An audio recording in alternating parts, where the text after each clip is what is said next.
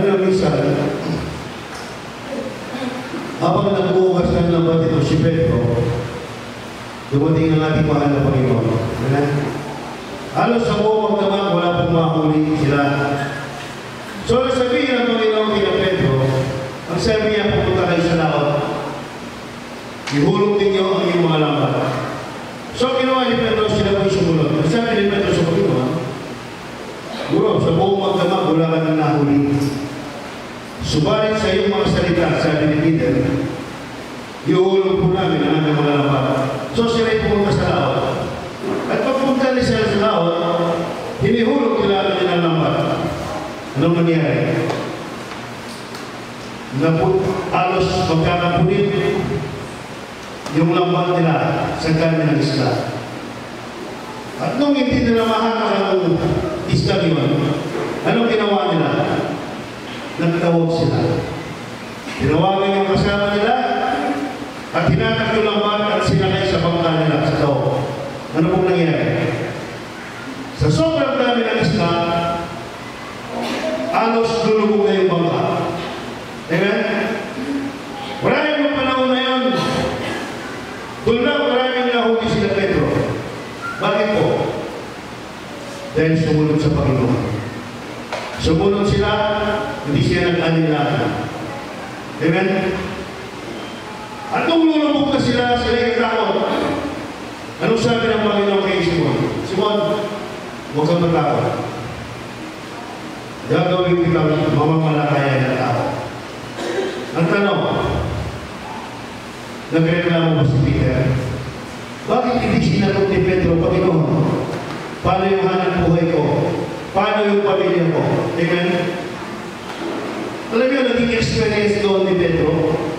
Nung sabihin ng Panginoon, ihulog niyo ang iyong lambat, nakahuli siya ng marami. Kung yung dami ng istan yun, sabi ko ni Peter, naibigay ng Panginoon. Gano'n po kaya ipakakailangan namin ang mga pagsusunod. Amen? Hindi na nagtanong si Pedro, Panginoon, paano yung pamilya ko? Paano yung kakainin nila? Amen? Dahil na makita ni Pedro kung gano'n karami yung isla na nahuli nila, nagkaroon siya ng paniniwala. Alam niyo kung sino yung nagsabi sa kanya? Ang ating Panginoon Jesus. Sino ba si Jesus? Siya yung source ng pagpapala. Amen? Kaya pinagpapala ang tao dahil sa kanya nang galing. Amen? Hindi ba? Sobra-sobra lang. Hindi na tayo, mayaman tayo, pero tinatawag ko yung richness. Mayaman ka, pero wala ka. Wala ka rito, hindi ka pwede mahulakan sa langit at kaimanan natin. Pwede ba natin palapala ng Panginoon? Amen? Minsan, maraming nangihinayang. Lalo na kapag halimbawa, nasabay sa kuryente, nasabay sa tubig, nasabay sa matrikula, may pinapag-aral ka, papasok yung panghihinayang.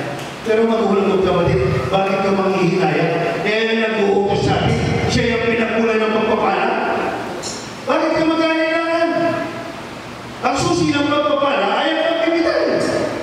Yun, bakit ka nanghihinayang? Amen? Hindi ka dapat manghinayang, hindi ka dapat matakot. Si Pedro nga, hindi natakot. Naman, natakot siya, nalulubog siya. Pero ang tawagin ng Diyos, wala tanong-tanong kaibigan, sunod na agad siya. Bakit? Dahil nalaman ni Peter, kung mga oras na yun, may yung pagpapala, yung source ng pagpapala, yung mismong nagsalita sa nila. Amen?